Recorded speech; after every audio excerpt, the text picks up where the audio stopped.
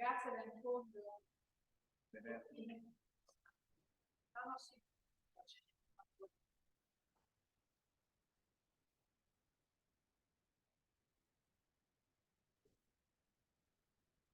Posso iniziare? Good evening and welcome to the open day of Mountainside. I'm Anna Giorgi. I'm the coordinator, the responsible for the Unimont Center, which is a detachment of the University of Milan, a detachment which is placed here in the Alps, in the central Italian Alps, in a little village which is 145 kilometers from Milan, and it's located in the Upper Camonica Valley.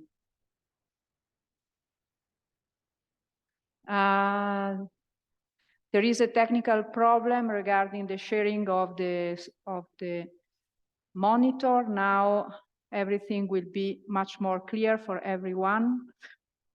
Okay, here we are.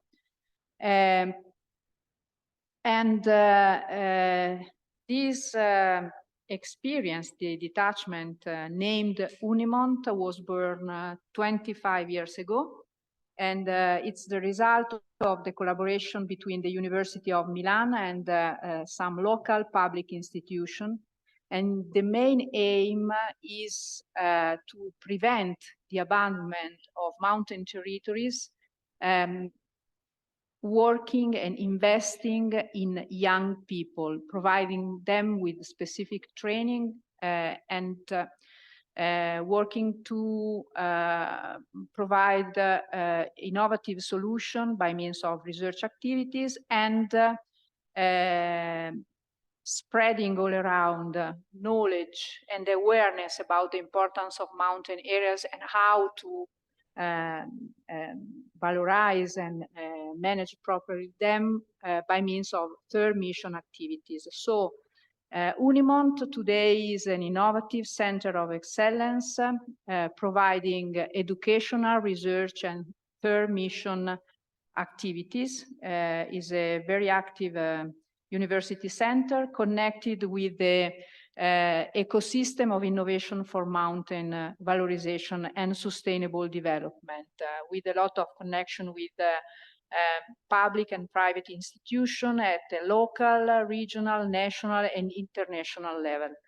The activities we manage here are educational activities with a bachelor degree and this new master degree, and some post-degree courses and master level courses and seminars which are open and free and provided by using digital technologies and web platforms. Then, of course, we do here research activity regarding agri-food area, socioeconomic area, and administrative area, and third mission activities with very good results. Now we go deeper into the details regarding the Mountainside master degree, and I give the floor to Stefano Sala. Please, Stefano. Okay, so good evening, everyone, and I will try to be really brief so that we can then pass on the word to the students and the professors that will present a little bit the overview of what you will study and what you can expect exactly from this master's degree. So sorry. Okay, so as it was said in the presentation, when you subscribe, the master's degree is multidisciplinary and it's taught here entirely in Edolo, which is a municipality that was presented before in the middle of the Italian Alps. And the overall aim is to train professionals for the management and sustainable development of mountain areas. and with an innovative and multidisciplinary approach. And the overall topics that you will focus on are environment, economic and marketing, entrepreneurship and communication, governance, and social innovation. So overall, these are the courses that you will have to follow. Of course, I will go really quickly on these slides, but then of course you will find everything online on our website and on the university enrollment page. So on the first year, you will assess bioresources, environmental geology, geography, and applied statistics, but also delve into topics such as European Union law, mountain ecosystem and biodiversity valorization, economics. And then in the second year, you will go deeply into other topics such as renewable energies, infrastructure and landscape planning, which will be presented a little bit later by Professor Senes, web communication theories and techniques. And you will also have elective courses. So here you see a few examples: co-creation for policies, current issues in mountain tourism management, and mountain biodiversity conservation and protected areas. So as you see here on the right side, the topics, the main, let's say, pillars of this master's degree are environmental and agroforestry knowledge, bioeconomy and communication, and law and governance, and economic geography and historical elements. So as you see, the approach is entirely multidisciplinary, and we try to cover a lot of the aspects in order to train basically people that are able then to assess the mountain environment in its entirety. So as it was already presented, the teaching method is innovative, and we do a lot of learn by doing. So the idea is that we organize here in Edolo a lot of international activities within our international networks that we collaborate with. So laboratories, workshop, group exercises, as well as field trips in the mountains, because you will study exactly in the mountains. So that's a unique aspect of this master's degree. And so the graduates, if you enroll, will be able to promote the creation of products, services, and activities of economic and social value for mountain areas. So the idea is that you will be able to assess what a specific area needs in terms of multidisciplinary approach, and be able also to engage with a variety of stakeholders in the mountain environment. Concerning the enrollment, I will be really quick again, but of course you will find everything in our communication material and on the web pages. So the graduates that are graduated from the agriculture and forestry science and technology, agri-food science and technology, or environmental and natural science and technology will be able to enroll directly in the master's degree. The other students will have to pass an assessment, let's say, of the study diploma, and they already have, and then you will know how many courses you will have to uptake, or if you have already the credits that are needed to enroll in the master's degree. Of course, this process is managed by the professors that are managing the master's degree, so you're free also to contact them if you need to have more specific information, but everything is available on our website.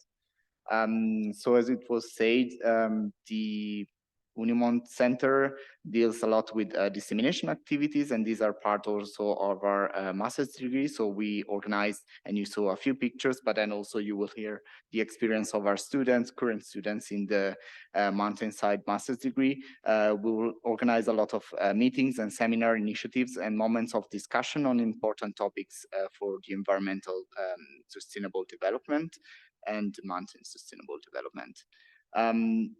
Also, within your 2 years program, you will also have the opportunity to apply for Erasmus mobility. Of course, we are part of the University of Milan, so you will have a lot of possibilities to also take a semester abroad and to travel and learn from other universities that are also specialized in these topics, environmental topics, as well as mountain area specific topics.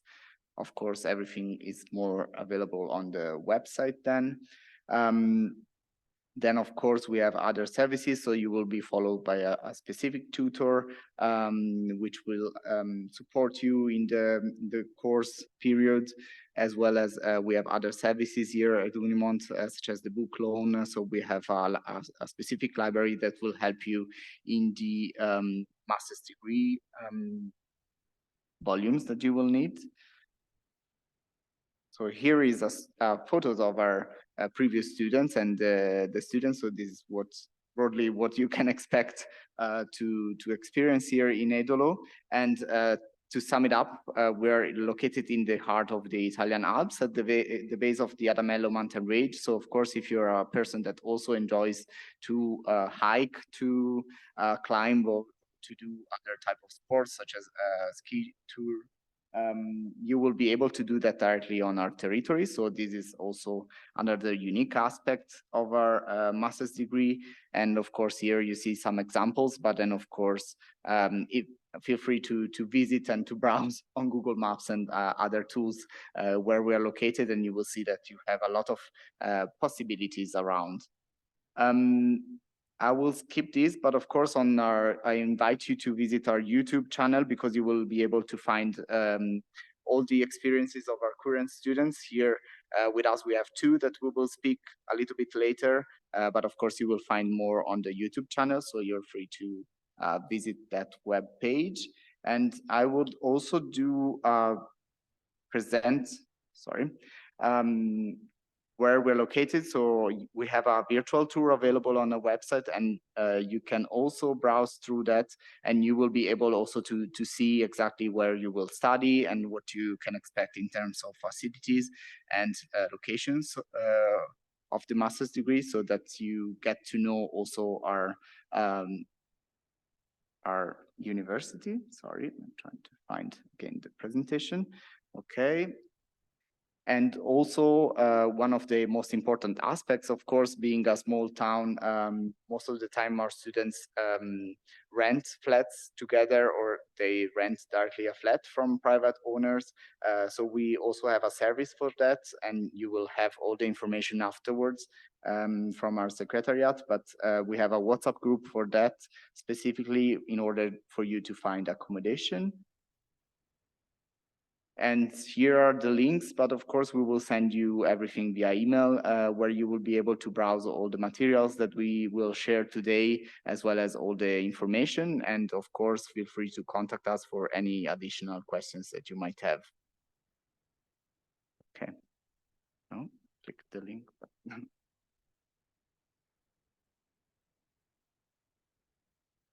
Okay, so I will pass on the word to Anna Giorgi, and she will present a little bit the next session. And of course, we will share all the materials that were utilized today.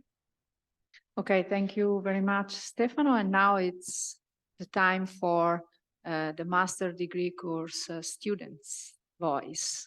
Please come here, and we will hear from their voice the details regarding this experience.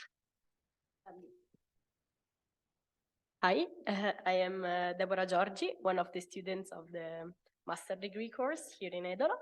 And the last summer I was looking for something innovative connected to the mountains.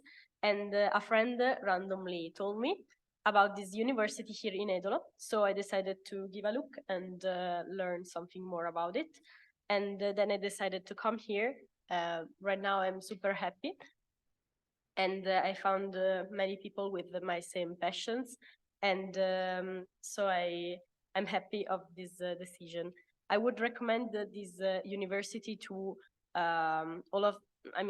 to people who love practical activities, who love to enjoy the nature and explore the natural environment. And I think that this university is also a good opportunity to get in touch with local stakeholders, and also to connect with mountain communities. And another important aspect is, I think, for me, is the landscape and also the traditional food. So this is my experience, and yeah, that's it.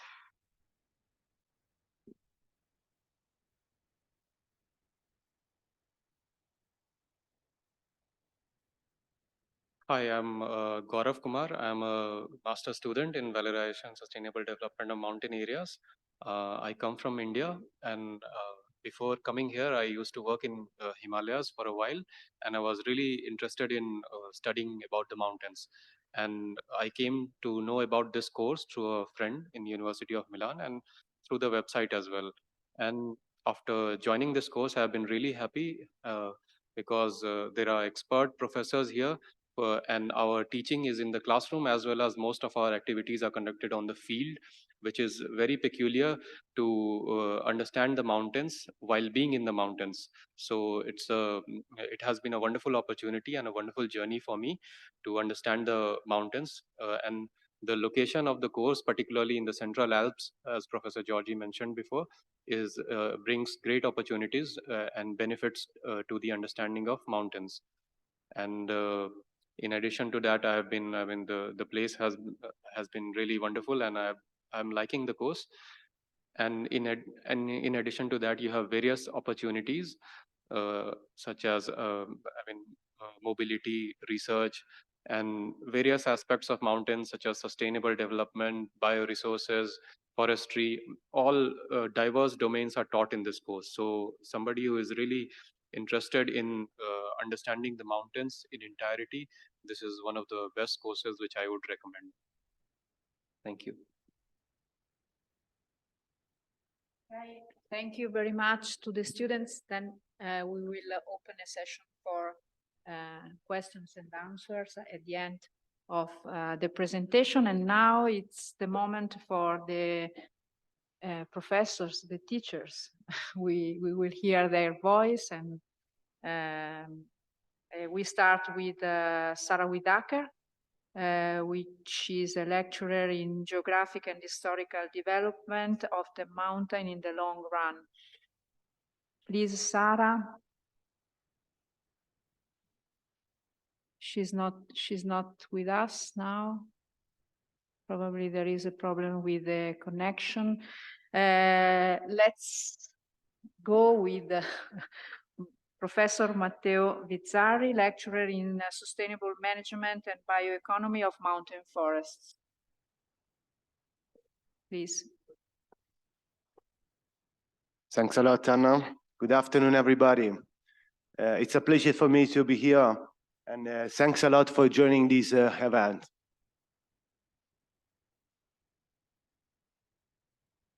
Okay, here we are. As Anna said, I'm Matteo Vizzari. I'm heading this course on sustainable management and bioeconomy in mountain forests, together with my colleague Giorgio Vacchiano. As the title of this course suggests, this course addresses the main challenges related to the sustainability in managing forest resources in mountain areas, including the improvement of social well-being, social economic well-being of these fragile territories. Okay. As you know, we are strictly dependent on forests. Just imagine that forest resources cover 1/3 of the Earth's surface, and each of us is responsible for 1/2 an hectare of forest area, which corresponds more or less to half of the extent of such a field. So we are also responsible for this resource, and on the other hand, we get in touch, we live closely to forest resources. Forest resources, we perceive the benefits from forest resources, especially when we abandon our urban habits and assets. And this, of course, appears more evident when we are far from the urban environments. But how these benefits are made tangible to us? Just imagine that the global value of goods and services provided by forests is around $15 trillion at global scale. This is a value, a massive value. This corresponds to about 2 times of the gross development product of the entire European Union. Just to give you a few examples, we retrieve from forest resources timber, so wood.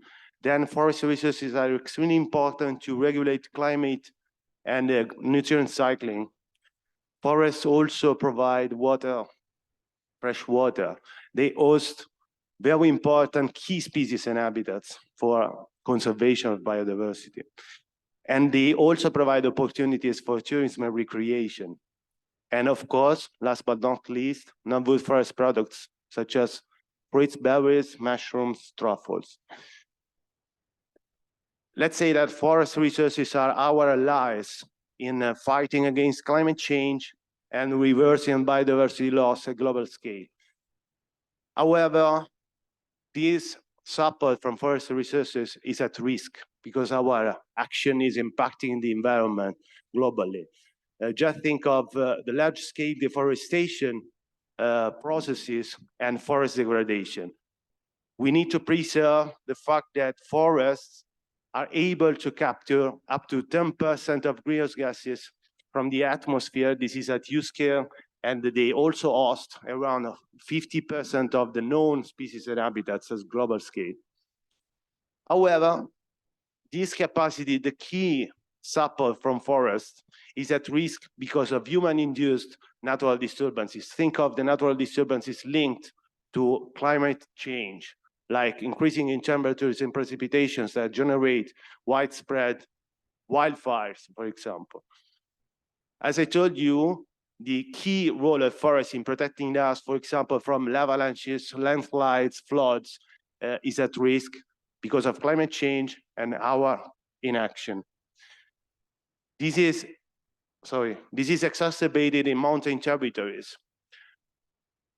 Before, we have learned that these territories have been abandoned, so the land use and management in these territories suffer from the abandonment. This means that there is a very risky combination of, on one hand, a reduced capacity of these ecosystems to face external perturbations in terms of resilience and adaptation, and on the other hand, there is an increased vulnerability of this forest ecosystem to these perturbations, external perturbations.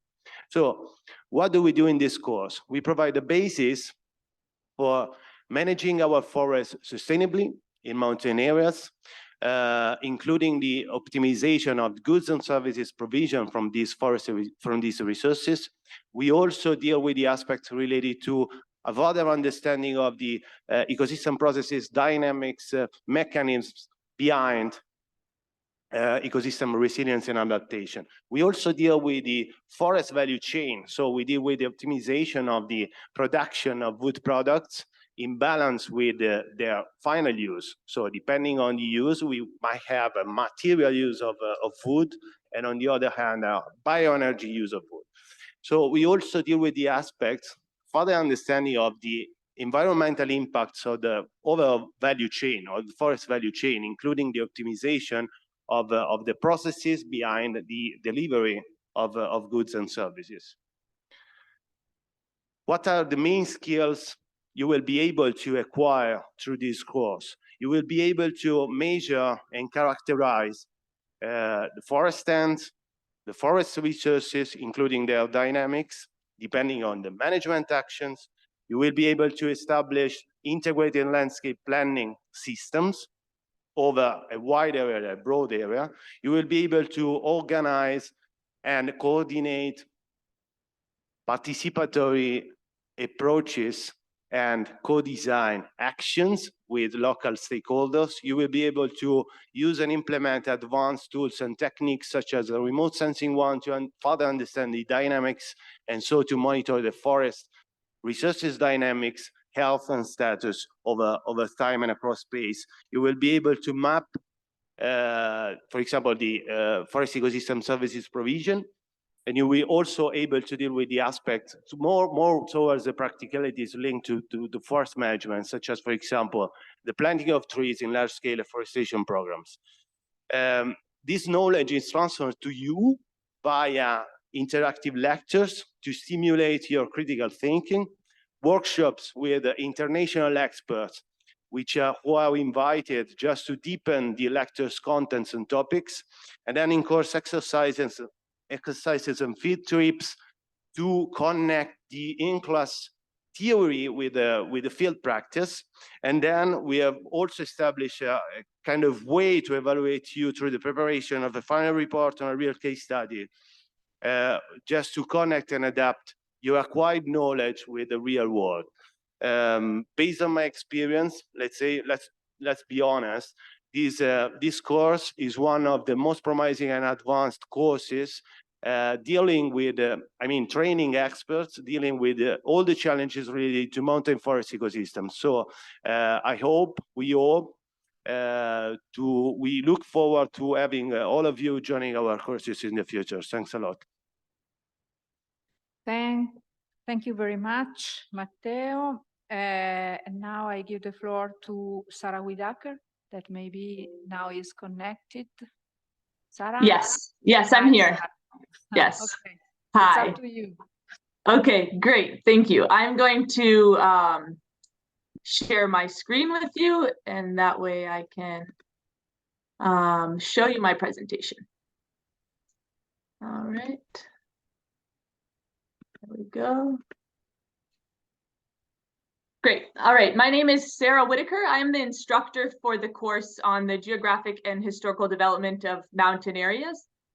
The course is, the goal of the course is to bring people into the picture. So a lot of the other courses address the natural science dimensions of mountain areas, and this course considers the human dimension, let's say, of mountain areas. So the course is divided into 3 sections. The first section is on geography. The second section takes an anthropological approach, and the third section takes a historical approach. In the first section, we talk about what are mountain areas, how do we define mountain areas, with a focus on alpine areas, alpine society, values, identity, social structure, and the relationship between humans and the environment in mountain areas. In the second section, we take an anthropological lens, and we learn how to think like an anthropologist and analyze the social systems and the cultural systems and how those interact with ecological systems in mountain areas. We do a cross-cultural comparison of different mountain areas. In the class this year, each student gave a presentation on a different mountain area in a different part of the world, applying anthropological theories and methods to understanding these different mountain areas. And then a key part of this section is also how do we link global processes of change to local mountain contexts. And we live in an increasingly global world, an incredibly global world. So being able to draw these connections across the global and the local and across different mountain areas is very important in thinking about the development of mountain areas. And then this section of the course also focuses on a sustainable future for the mountains, tries to imagine what that might mean, considering sustainability from an economic perspective, an environmental perspective, and a social perspective. The final section focuses on history and the history of different mountain areas. It has a specific focus again on the Alps from the Middle Ages to the present, but also on economy, mountain economy, again, mountains and globalization, and then a focus in on agriculture and agricultural development over time. So how do we do this, and what do we do in the course? We do a bunch of different activities, and of course they're lectures, the professor speaking, but that's only a portion of the course. The course is also really focused on discussion, discussing readings, discussing student ideas for the development of mountain areas. We also do field trips. The students towards the end of the semester do a field trip where they go and interview people who live in mountain areas, who are living the realities that we're learning about in the course, and write up the results of the interviews they've conducted with these mountain residents. As I mentioned already, we do student presentations as well on different mountain areas across the world. The student presentations are important because being able to communicate, as we all know, and communicate in front of an audience is very important in today's world. And if you are focused on development and working in development, being able to clearly articulate what your argument is for the development of a mountain area is very important. So to summarize, this course takes the people living in the Alps as the focus, but sees those people in context. So tries to connect the people to the natural environment that they live in. So connect this course to all the other courses that are being taught within the master's program. I won't be available during the question and answer session, but if you do have questions for me about this particular course within the master's program, feel free to reach out to the main offices of the university and they can put you in touch with me. Thank you. Okay, thank you, Sarah. And now I give the floor to Simon Pierce, Professor of Mountain Ecosystem and Biodiversity Valorization. Please, Simon, it's up to you.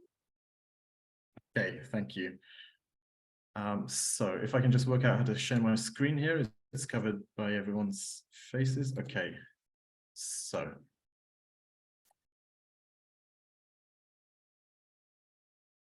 Okay. Can you see that in the lecture theatre? Is that okay? Yes, it's okay. First of all, I'm very sorry I can't be up there with you in Edolo this evening. I'm in Milan at the moment, so sorry I can't be there in presence. But I prepared this presentation on my part of the course. So the part that I'm talking about is the teaching module on mountain ecosystems and biodiversity valorization.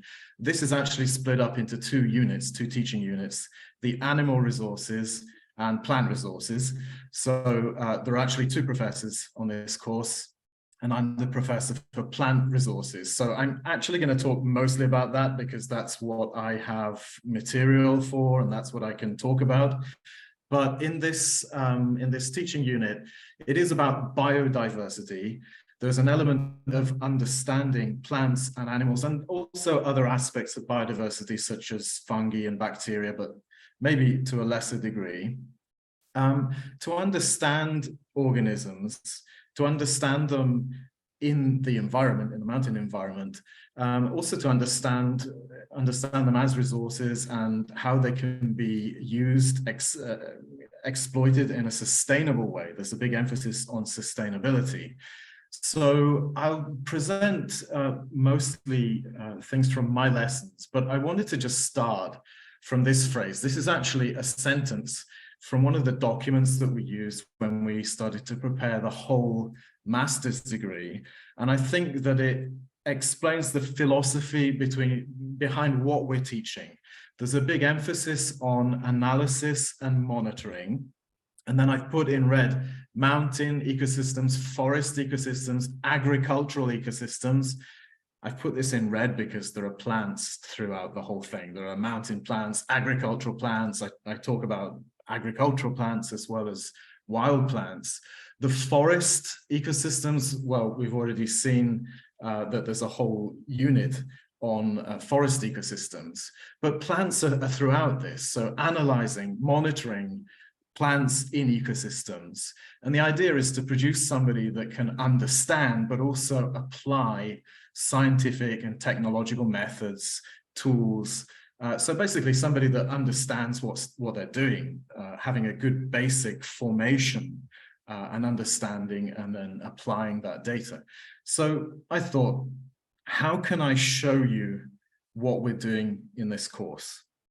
And I thought, well, if you want to know what a movie is like, you watch a trailer.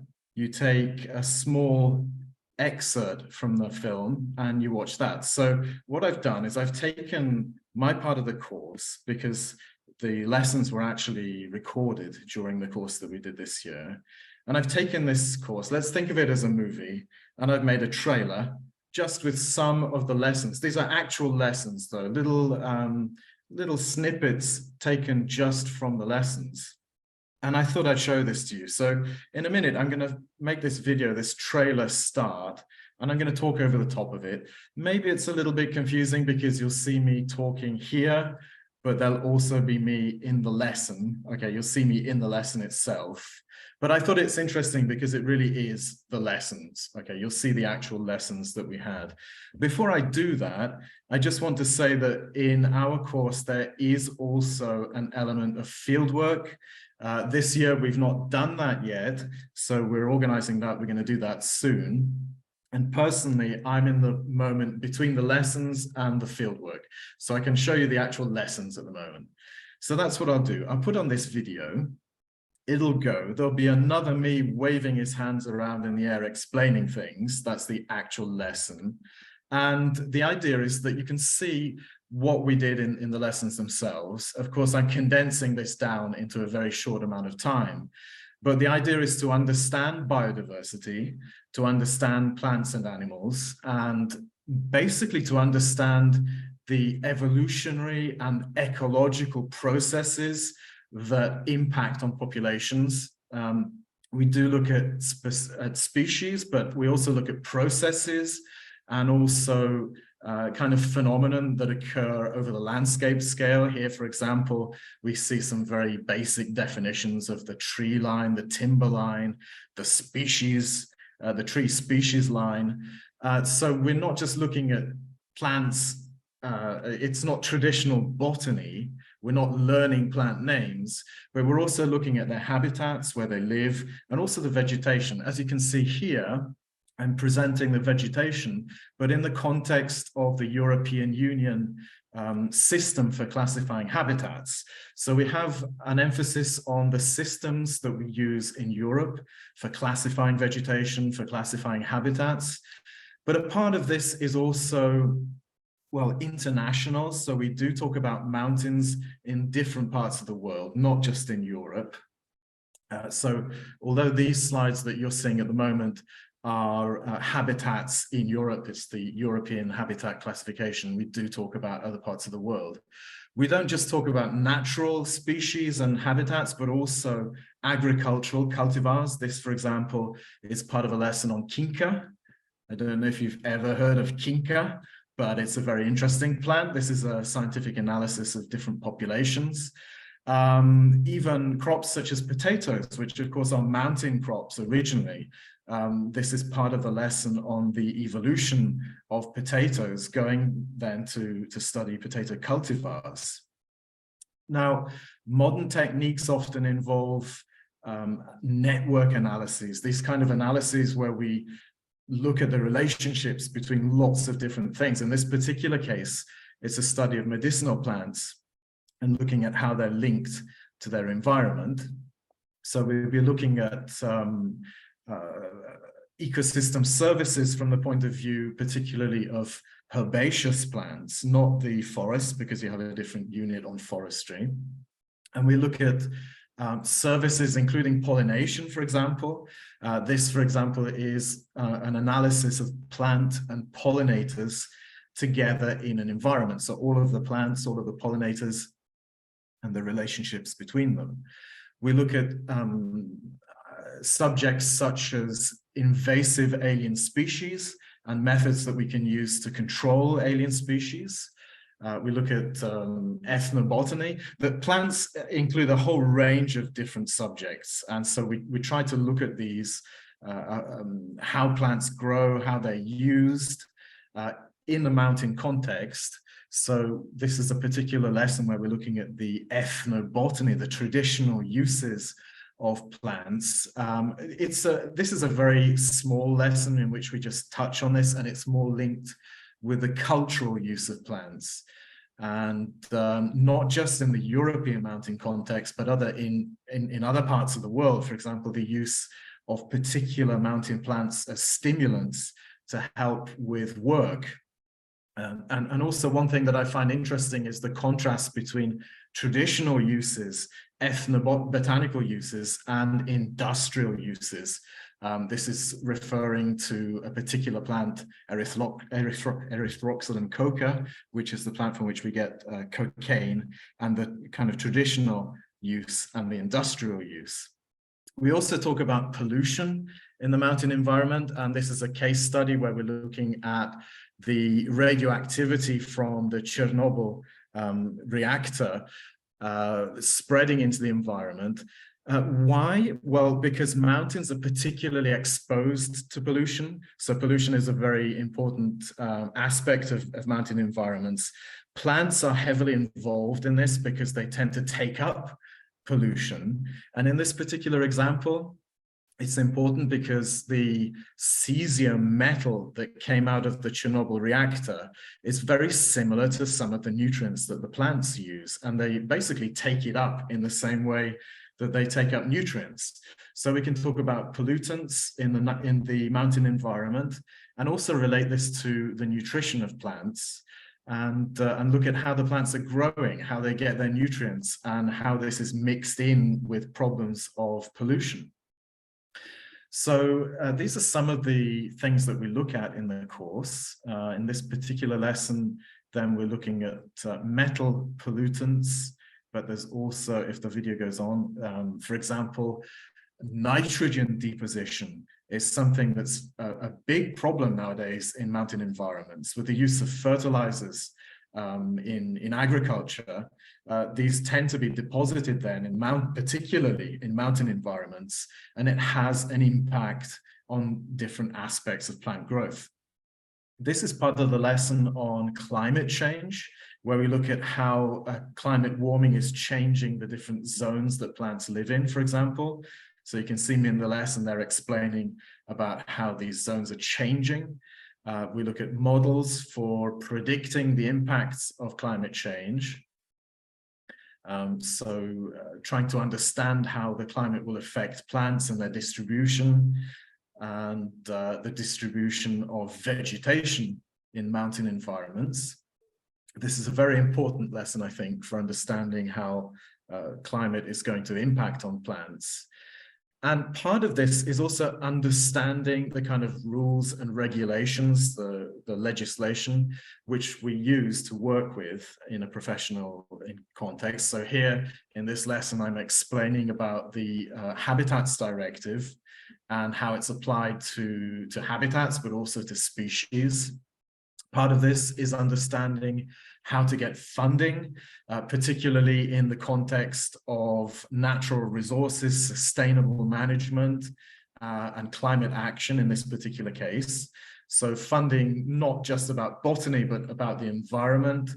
And then there's a part of the course considering the kind of practical application on how to help plant populations in the wild, considerations such as if the populations are too small, if they need conservation, because we talk about using plants, the sustainable exploitation of plants, and part of this is understanding the health of populations and techniques for analyzing, for example, if the seeds are healthy, or if we can germinate the plants and produce the plants, and maybe conserve populations of plants.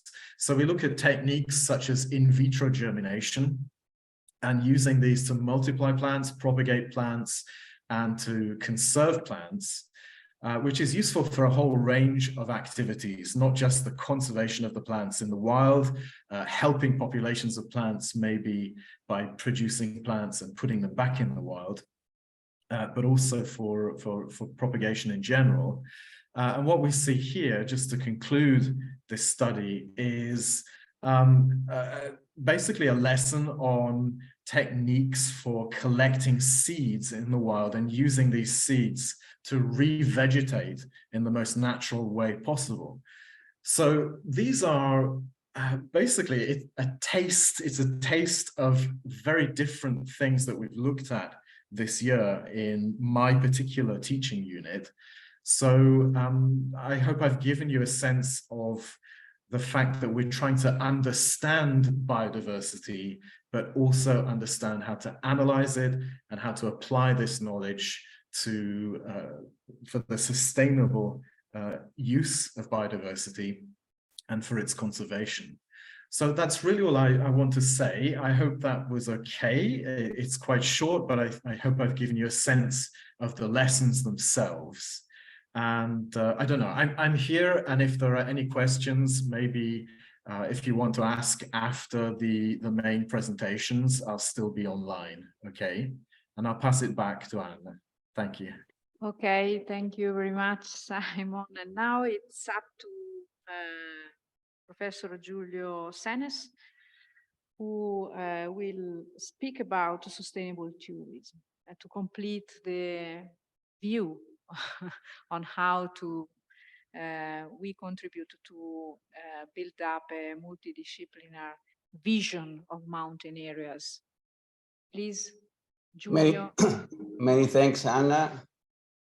Good afternoon to everybody. I hope you can see the presentation. And as shown at the beginning of this meeting, the master that we are presenting to you is a master in which you can find several topics in an interdisciplinary approach that regards the mountain.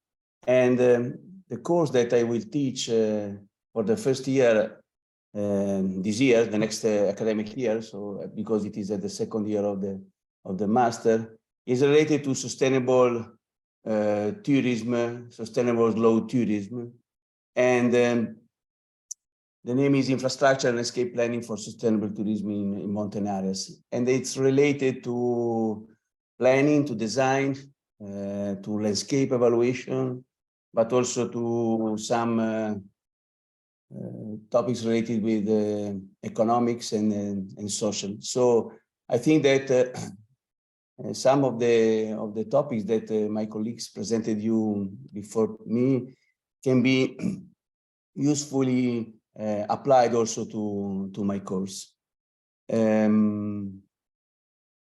The course will be in the second semester of the second year. It's 6 credits. You can find all the learning objectives and skills in the material of the university.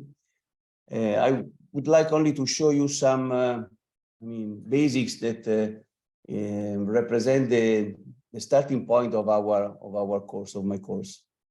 First of all, the infrastructures. So to have access and easy access to the mountain areas, infrastructure are fundamental. But in my course, we will not speak about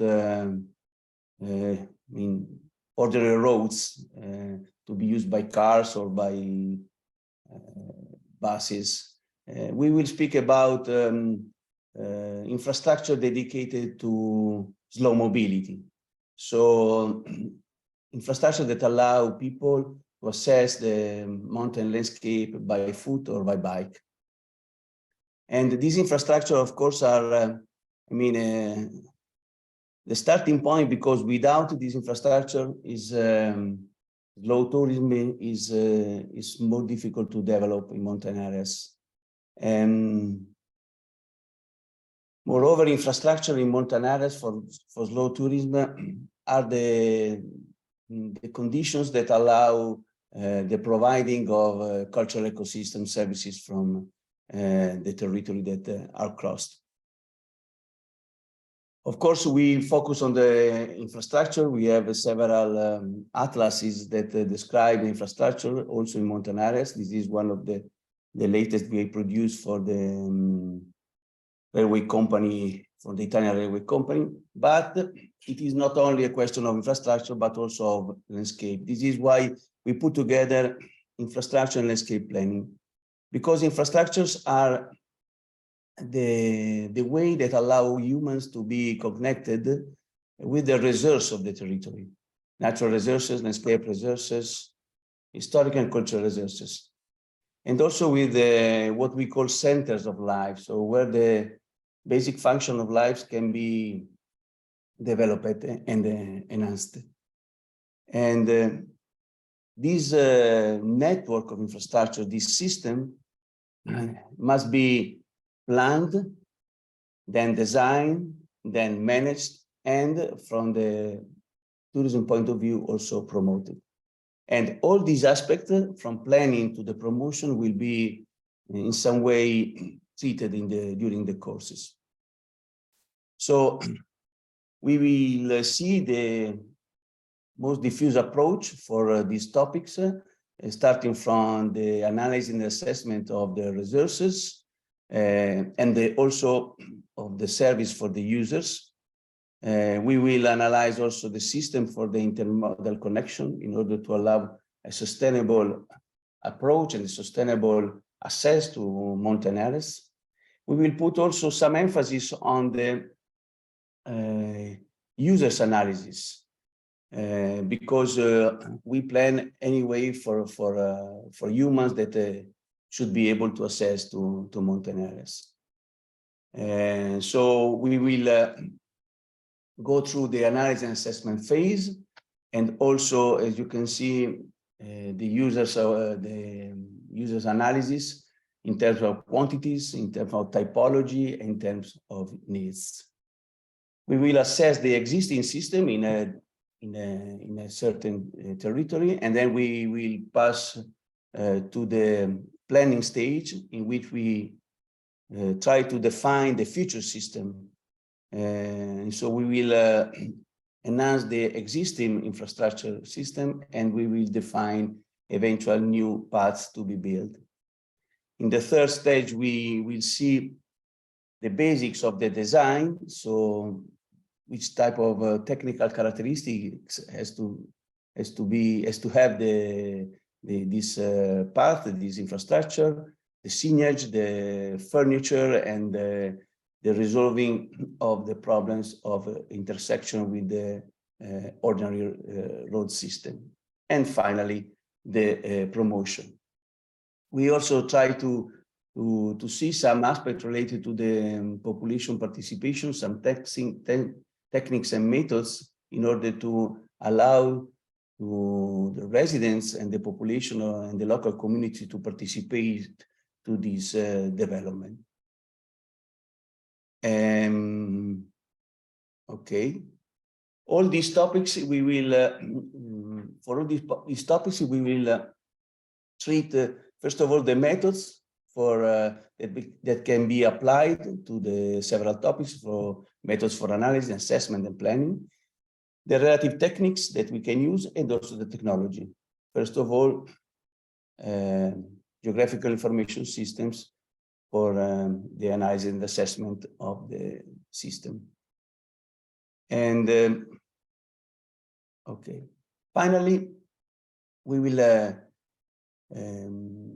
go more in depth to the problem of sustainable tourism, because the title of the course is Infrastructure and Scale Planning for Sustainable Tourism in Mountain Areas. So the idea is to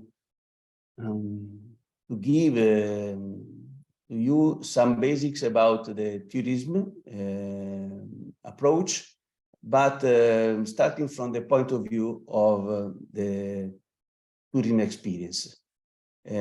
So we will try to find some solution in order to allow to the future users of the soft mobility network to allow them to make an experience during their trip, and to use this slow mobility infrastructure for enjoying the landscape in the mountain areas, and of course to bring some benefits to local population.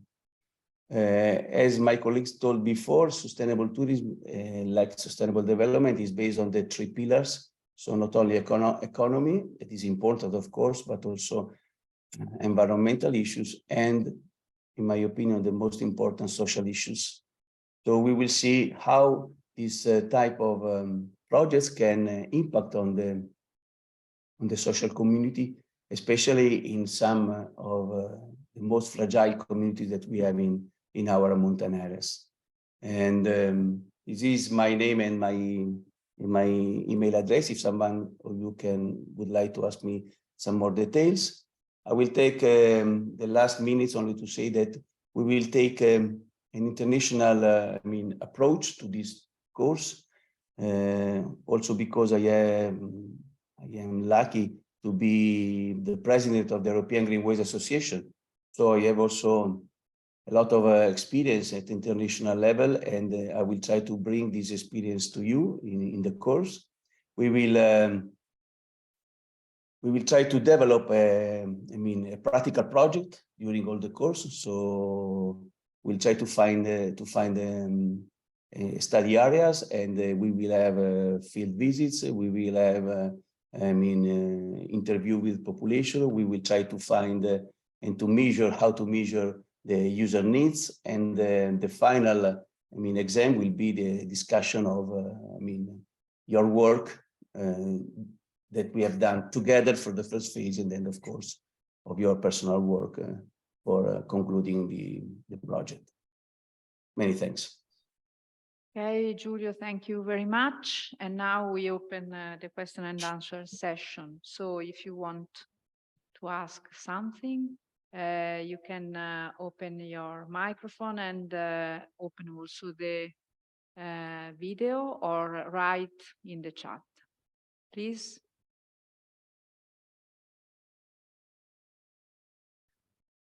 I can't see the chat now.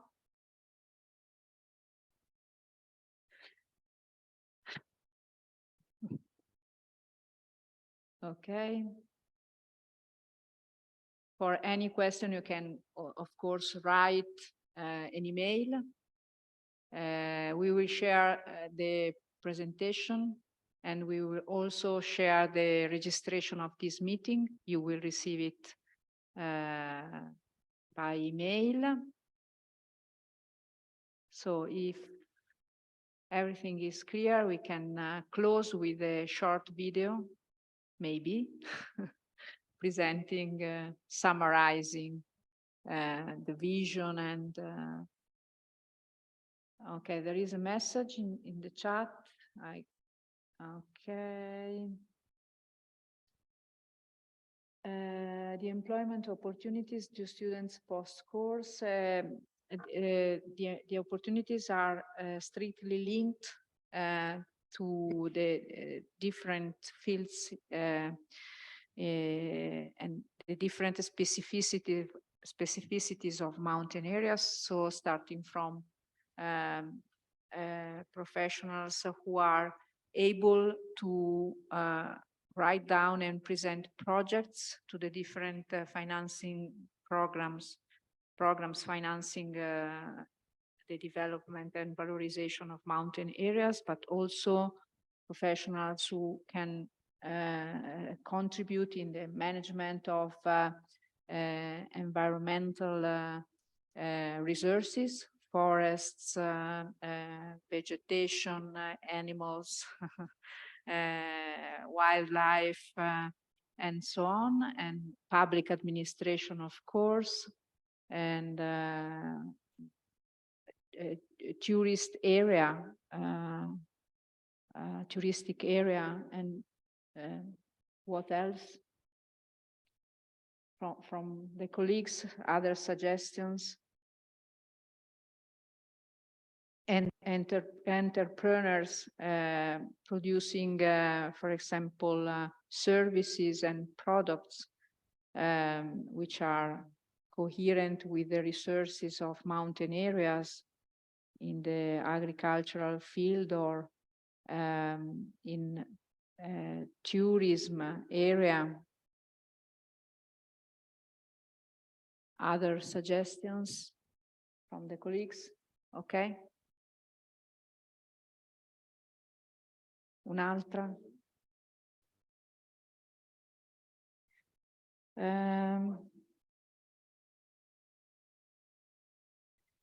Okay, good evening. May two students from the same university be accepted if they have different scientific interests? It's not clear. You have to submit and we will evaluate your academic profile, and we will give you an answer, a detailed answer regarding that. And the other one, can I ask Professor Pierce what opportunities there would be specifically within the plant management field in mountain environment? I am already a natural guide. I work in the Alps during the summer, and I collaborate with the Kew Gardens on mountain flora. Please, Simon, it's up to you. Okay. Okay. Thank you, Max, for the question. I think one of the figures that we have in mind when we're talking about applying this kind of knowledge would also be somebody that manages a natural park or is involved in some way in getting projects for nature conservation, basically anything to do with the environment in which plants are involved, or vegetation or habitats. So in a sense, building on experience as a mountain guide, building on experience of botany, to add to that the kind of knowledge for creating projects, for getting funding for projects, and then applying that and doing work for nature conservation, but we're also talking about landscape conservation, and that has a big impact, of course, for tourism. There's a big overlap between nature conservation and tourism. So I think any kind of job where it involves managing or getting funding for parks, I think is a big aspect of this. Yeah, so it's like I say, it's beyond just the knowledge of the plants themselves, and looking at it more as projects and management, I think. I hope that's answered your question. Okay. Sorry, Anna, can I say a couple of words on the question before? Of course, of course. So, to Ari, we really think that the possibility for employment is related to the strategic planning and management of the local communities of the mountain areas. So when we decided and we discussed a lot for establishing this new master, the starting point was to build. I mean, I don't know if this is the right term, but to build the future, I mean, management people, managers of the mountain areas. A manager that have some basic concept related to all the aspects that are particular and peculiar for mountain areas. So it can be like a public officer or a consultant in order to plan and manage in a strategic vision the future of mountain areas. This is, in my opinion, the most important possibility to work. And I don't know, I mean, the possibilities in the mountain areas are so widespread in the world and in Europe. So this is for me. And the other is for Kirill. And I think that, I mean, of course, you can be accepted. No, the different scientific interests can find different answers in your study plan, because the starting point is, as you can see, is so interdisciplinary, but you can also choose different courses depending on your specific interest. So if you are 2 students and want to come, in my opinion, of course, you need to have the entry criteria to be solved, but if you have it's not a problem. I mean, you can find your specific way, your specific road to follow during the master. Okay, thank you, Giulio. You can find the specific requirements on the website, the page of Mountainside Master Degree course, of course, and you can write us in order to give us the possibility to check carefully the situation and give you an answer. Regarding the employment, there is also another sector where professionals are really precious and needed, and it's the sector of communication and dissemination of awareness about mountains, because it's something lacking a professional approach. There will be opportunities due to our vision and our direct activity and knowledge of what is going on regarding mountain issues at the European level, also at the national and regional level. That's why we decided to work in order to build up and propose a really new master degree aimed to give a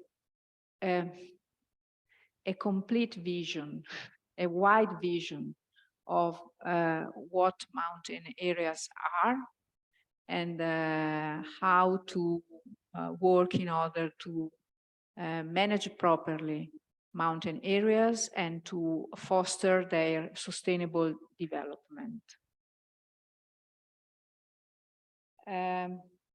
Another question. Sorry, Anna, would it be possible to respond to Kondwani from Malawi? Yes, yes, please. Okay, we're very aware that we have experience from Europe, but we also want to analyze mountains and look at common processes even in other parts of the world. So, for example, if you're working in Malawi and you're obviously interacting with the mountain environment there, I think the point is to find these common processes. For example, in my particular work, there will be common evolutionary and ecological processes which are also relevant to your local context. And we're also open to discussing. I mean, if you want to come and even do as part of your course a little project which is kind of targeted on your local knowledge, then we can work on that together. So we're very much aware that we're in Europe and we have our own local context, but we also want this to be about mountains all over the world. I think that's very important. It's something that we always said when we were planning the course. It's not just about the Alps, for example. So yeah, we're open to even changing little bits of our own teaching units to take your local context into consideration. Thank you. Okay, other questions? Will be the study of geomorphology or geology in this program? Yes, of course, at the first year. And okay, you can find all the courses at the link shared. Okay. Okay, perfect. So maybe we can close in 1 hour. It's okay, perfect, as planned. And we close with a short, really short video summarizing the vision and yes, the vision of this master degree. And we hope to see you here in Edolo in October. Bye.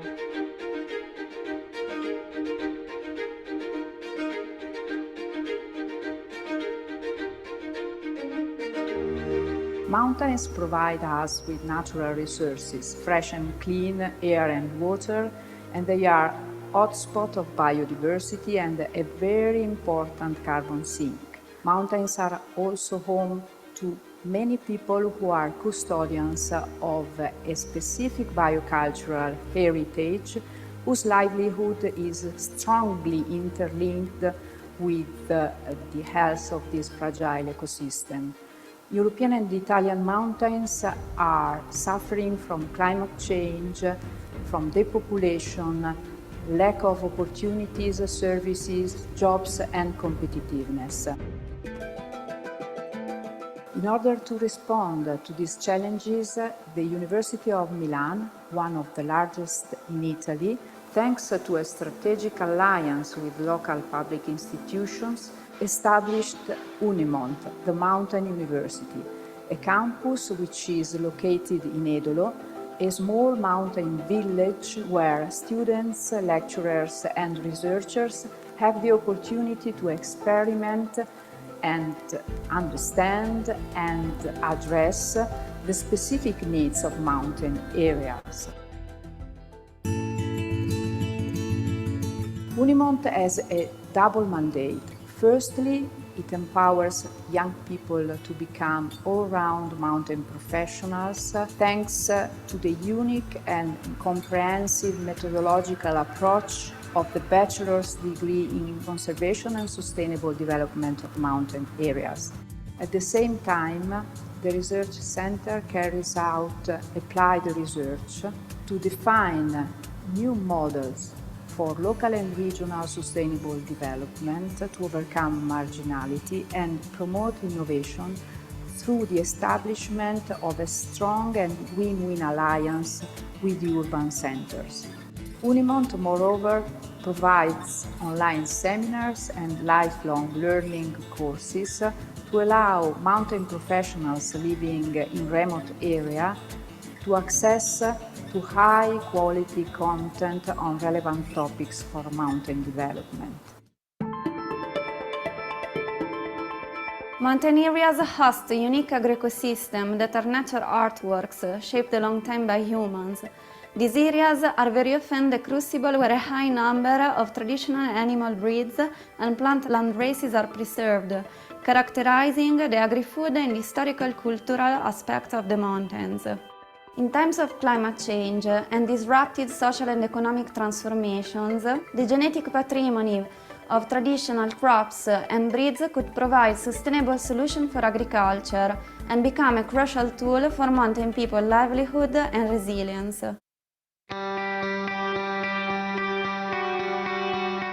The Unimont Center has been collaborating with institutions at the local, national and European level and works on different European-funded projects to promote the sustainable development of mountain areas through the use of technology and innovation.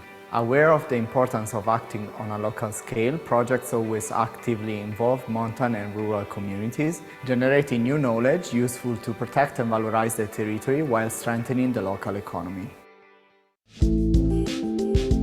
Unimont is a successful experience, concretely demonstrating that nowadays it's possible to stay local, even in the mountains, while acting and impacting at a regional, national and international level, promoting the sustainable development of mountain areas by means of educational activities, research and networking.